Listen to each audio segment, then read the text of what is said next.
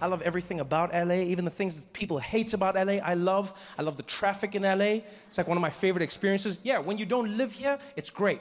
It's wonderful, because you get to be a part of it, but you know it's not yours forever. It's like another person's child. You know what I'm saying? Yeah, you get to be like, this is crazy, have it back. That's what it feels like.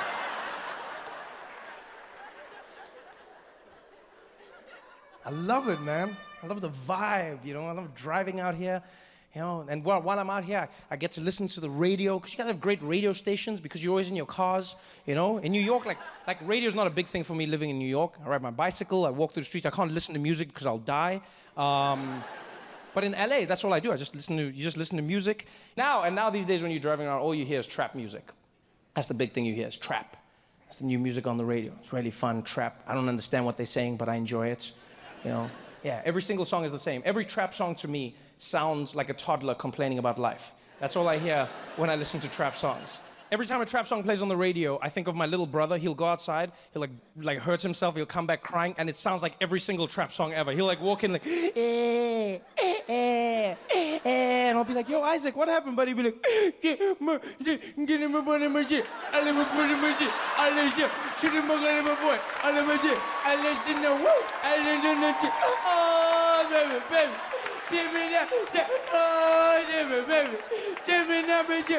And I'll be like, yo, dude, slow down.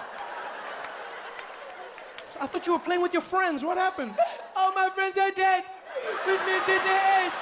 All my friends are dead now. Give me to the end now. I'm trying to lead I'll be like, yo, go talk to your mom, man. I don't know what you're saying. Go talk to your mom. Oh, the city of angels. I love every moment, man. I'm enjoying myself. I just got back from vacation, so I'm having a great time. You know when you got that vacation swag? You know when you still got that thing? You know, you still feel loose, you feel relaxed. I went to Bali on vacation, yeah, out in Indonesia. Yeah, if you've never been, make a plan and get out there. It's an amazing place. I went out with some of my friends, learned a few things about myself as a person. Most important thing I learned is somebody needs to invent a TripAdvisor specifically for black people, right? No, because just generally I find that what white people want to do on vacation is what black people are trying to escape. And not in a bad way, it's just like we want different things out of life, you know? Like my white friends are always inviting me camping, for instance, always. Like with enthusiasm, we're all like, Trevor, you want to go camping, dude? I'm like, why? Why? It's like, dude, what do you mean why? It's amazing, you're kidding me? It's like no water, no electricity, you know? It's just like us in the great outdoors. You gotta take a dump in the hole in the floor or something, dude. I'm like, yeah, that was my life. That was me growing up. You know how hard I worked to never go camping again? Every day I wake up in my bed and I'm like, thank God I'm not camping. If my family saw pictures of me camping, they would be devastated. My grandmother saw me out in the woods. She'd be like, oh, what happened to Trevor? Oh, I thought he was successful. Oh, it must be the crack.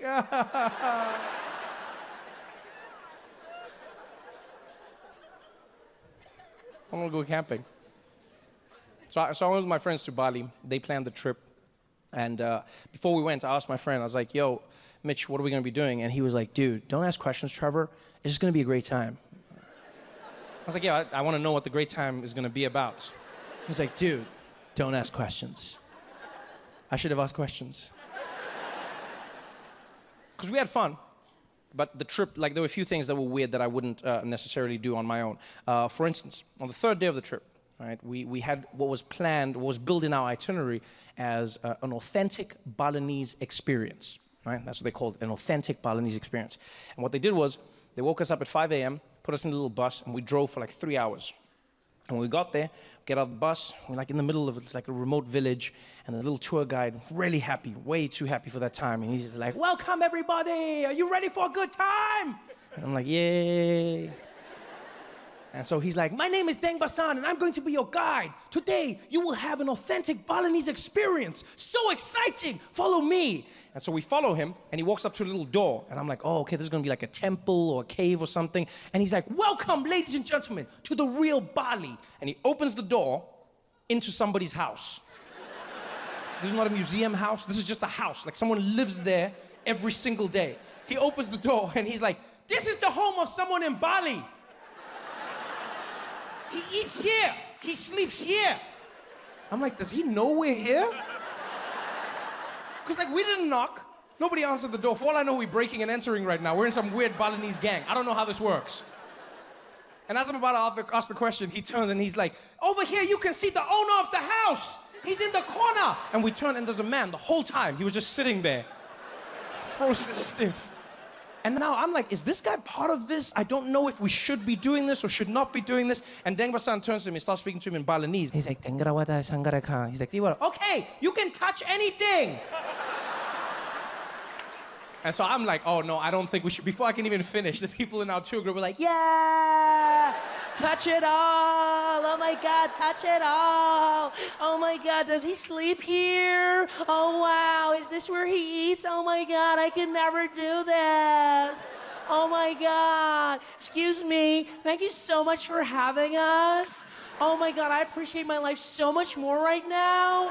Thank you so much, this is horrible. Can we take a selfie? Thank you. Are you on Instagram? I'll just put hashtag the man. Thank you. Oh my God.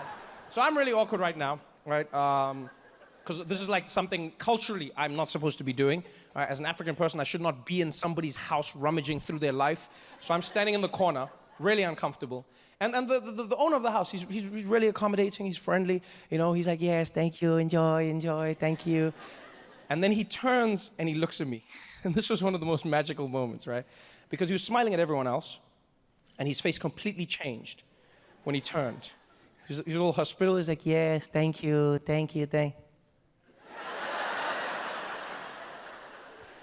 And with his eyes, he proceeded to have the most in-depth conversation with me that I've ever had. And it's not like the eyes conversation was new to me. Like you can have an eyes conversation with anyone you have a connection with. You know what I'm talking about? Like it could be somebody of the same race when you're in public. It could be like a husband and wife. Like wives are really good at having eyes conversations. Like they'll shit on you hard. Like you'll be in public together and then you'll say something off. You'll be like, oh, if only she did that. And she'll be like, oh hell no, I cannot believe you said all of that. But it's just eyes. I cannot believe you said all of that. Wait until the next, oh, you want to air our dirty laundry out in public? Oh, you're going to see how this is going to end up. Oh, you say this and enjoy this moment right now because you know it's over. And you're like, yeah, I shouldn't have done that. All with eyes, right?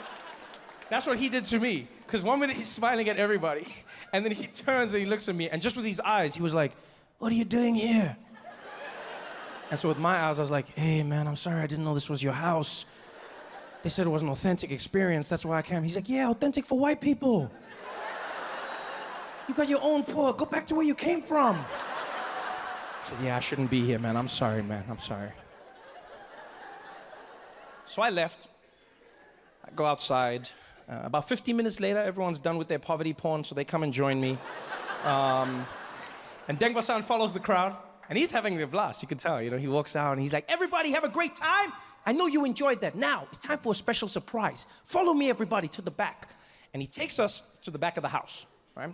Where there's this area that they've laid out where clearly they have some sort of performance. There's a stage, there's raked seating, and he tells us to find our seats, and so we all sit down. And there's people from all over the world in our tour groups. Myself, my American friends, you got some British people, there's a French family, a dad and his son, they sit next to me. And so I sit in the front row, and Dengba-san comes back out, and all of a sudden he's wearing like a giant Balinese headdress, looking really beautiful, you know? And he looks at us and he's like, ladies and gentlemen, are you ready for an authentic Balinese experience?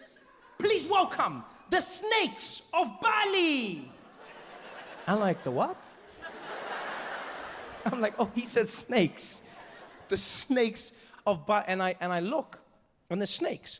There's a group of men gathering snakes to bring out to us. And so I'm like, oh yeah, no, I don't, no. No, because you see, as a black person, culturally, I'm trying to not die. So I take all my stuff, I start packing it. And the French guy turns to me and he's like, my friend, where are you going? The shoe is starting. I said, yeah, no, the guy said the snake's coming, so I'm gonna move. I'm gonna go to the back. He's like, you're moving because of the snake? I said, yeah. He said, why are you moving for the snake, my friend? Are you afraid of a snake? I said, yeah. That's exactly what I am. I'm afraid of the snakes. He's like, such a big man, but you're afraid of a snake? I said, yeah, with a big brain. That's why I'm afraid. It's a snake. Like, you're not gonna trick me into not being afraid of a snake. Like, my toxic masculinity is not so high that I'll be like, yeah, you know what, man? Come on, snakey. Come on. It's a snake. Instead of just letting it go, this guy turns, he's like, I cannot believe it, a big man like this. Hey, Jean-Pierre, Jean-Pierre. He turns to his son. He's like, Jean-Pierre, monsieur le droit de l'huissier, le serpent, parce que ici, le pardon, ici, le... And this kid's like, ha, ha, ha. Snake. Snake. And he's like, oui, snake. Are you afraid? Snake. What is this? It's a snake. Snake. And these two carry on for like 15 seconds non-stop. Right? Just back and forth. Snake, snake, snake the whole time. He's like, snake, are you scared? Snake, snake, snake. I'm like, whatever, man. You guys lost all your wars. So I go to the back. Right? I don't have time for this. I don't have time for this because there's snakes. So I go to the back, take all my stuff, and I climb up, and I'm sitting at the top, right? Because I want to see the show. I just don't want to be a part of it, okay? And so I've got my stuff, and I move all the way up to the top, and I sit there. And as I get there, the show starts, and Deng Basan's really excited, and he's like, "Ladies and gentlemen, please welcome your first performer, the powerful Python." And dude comes out with a giant python wrapped around him, right? And this guy had this cool trick where the python would squeeze him really tight, super tight, so tight you could almost hear his bones cracking, right?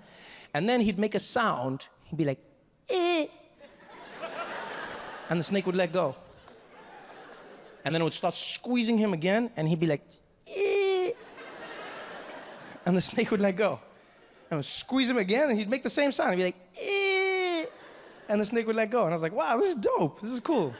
Yeah, they're in a consensual relationship. I like this. This is, And so he leaves with the snake. The next performer comes out, and this guy had a green mamba with him, right? And so Deng Basan is like, "Ladies and gentlemen, the green mamba!" And this guy comes out, and he had a cool trick where he took the lid off the basket, and the green mamba would come out, and then it would start doing like a little move, and then someone would play music, and then the snake charmer would dance with the snake, and they'd do the same moves. It was dope. It was like a Justin Timberlake video, just the two of them, okay? Like back and forth. I was like, oh, that was dope. And the snake goes back in, and then Deng Basan came out one final time, and he's like, "Now, ladies and gentlemen, are you ready for the final part of the show? Please welcome the King Cobra." And the final performer comes out with a cobra, puts the snake down, this is the lid, snake comes out. And I don't know what it was about this snake, but you could feel the energy change. Like, they were all snakes, but the snake looked mean, you know? Like, it looked like it hated life. There was something about it. Like the snake looked like it had a mortgage.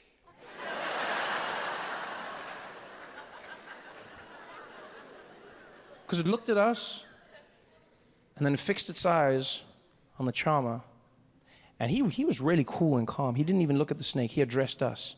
He was like, "Ladies and gentlemen, they say the cobra can strike faster than a man can blink.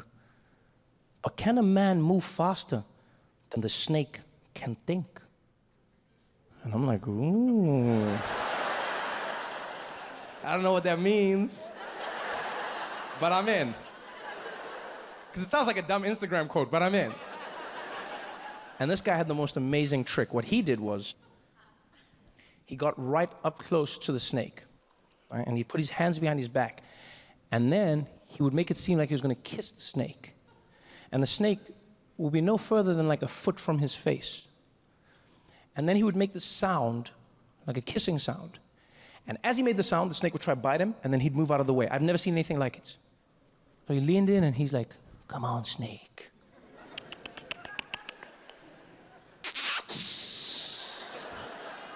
Too slow, Snakey. Try again. No love for you, my friend. Come on, Snakey." And all of us are enthralled. Every single one of us. No one's making a sound, no one's moving. And he does it over and over again. And then, to take it to the next level, he closes his eyes, pouts his lips. And I guess at this point, the snake was probably like, "Oh, I think I figured this out. This dude's gonna make the sound, and then he's gonna move. But if I bite before the sound, I can change everyone's lives." Because that's exactly what the snake does. The guy closes his eyes, pouts his lips. Before he can make the sound, the snake strikes him, pah, bam, hits him on the mouth, right? Cuts his lip open, blood goes spraying everywhere. Now, that should be the end of the story. That should be the craziest part of the story. No, this is the middle. The snake hits him on the mouth, the blood goes spraying.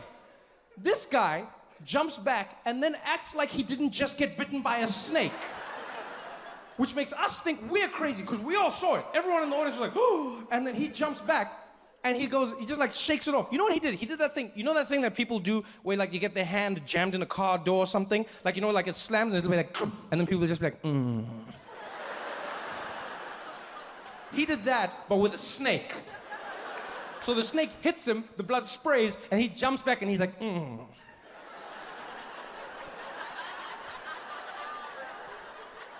Don't worry, we're fine, don't worry. Don't worry, everybody, we're fine. Relax, relax, we're fine, we're fine, we're fine. But we weren't fine. You know how we know this? Because his face started melting on the one side, right? So his face starts melting, his lip starts turning blue, and he goes back to do his kiss trick again, but he can't even stand, and then he looks at the snake looks at him, and he's like, okay, show is done, good night, everybody, goodbye, good night. He runs off.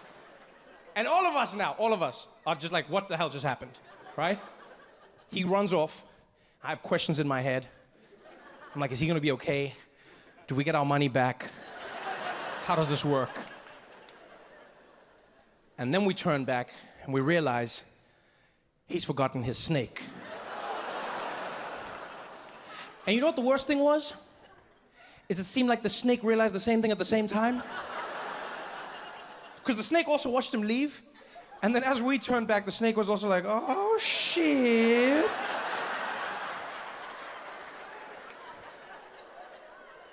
And so now, it's just us and the snake. And mind you, there's no barrier, right? There's no concrete, there's no glass, there's nothing. It's an authentic Balinese experience. So we're all staring at the snake is staring at us. And then one genius decided now would be the perfect time to get an Instagram picture. And I don't know if it was the camera, the sound, or the flash. All I heard was click, and the snake jumped up and was like, and we were all like, ah! And then it was chaos. Pandemonium ensued. Now don't forget, I was at the back, so I just jumped off. I was like, haha, being black saved me! I was out! Panic ensued. Everyone jumps up, people are trying to scramble, like trampling over each other. The French guy was my favorite, because he jumps up and he's like, Sacre bleu! Le serpent! Le serpent! Allez, Jean-Pierre, allez! And he's pushing the people and he's running. He's like, allez, Jean-Pierre, Jean-Pierre! And when he turns, his son hasn't moved, right? So little Jean-Pierre is planted to the spot, terrified. And you see his face, he's like, Papa! Papa! Papa! He's like, Jean-Pierre, allez, Jean-Pierre, allez, mon ami! He's like, Papa! Papa! And so the dad realizes he's got to go back in and save his kid, right? But now this is one of those moments where I think you can see the fundamental difference between mothers and fathers, right? Because a mother would run in without thinking and she'd be like, I will die for my child. Strike me now, snake, right?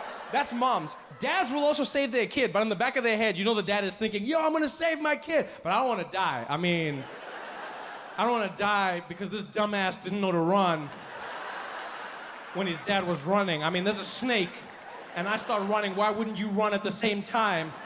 Now I gotta die for your dumbass, which makes no sense, because I can make another one of you, you can't make another one of me. I should just make you a brother and we can mourn your dumbass death together. I don't even know why we're doing this right now. I think that's what the dad was thinking, right? Because he didn't fully commit.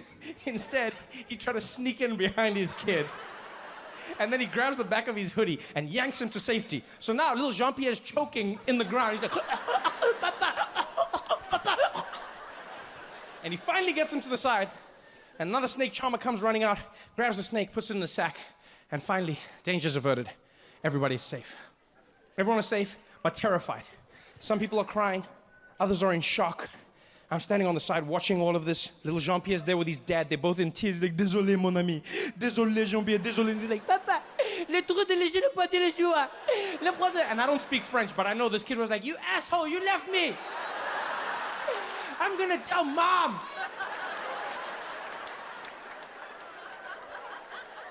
And so I'm staring at them, and I guess they could feel that I was staring. So they both stopped at the same time, and they turned and looked at me, and I looked at them. And in that moment, I realized we're all human beings. We'll experience the same thing. We went through the same trauma. No matter what happened to us before, we're all human beings. Because they looked at me, and I could see in their eyes what they'd just experienced, what I'd experienced. And in that pause, I bent down, I got real close to them, and I was like, snake.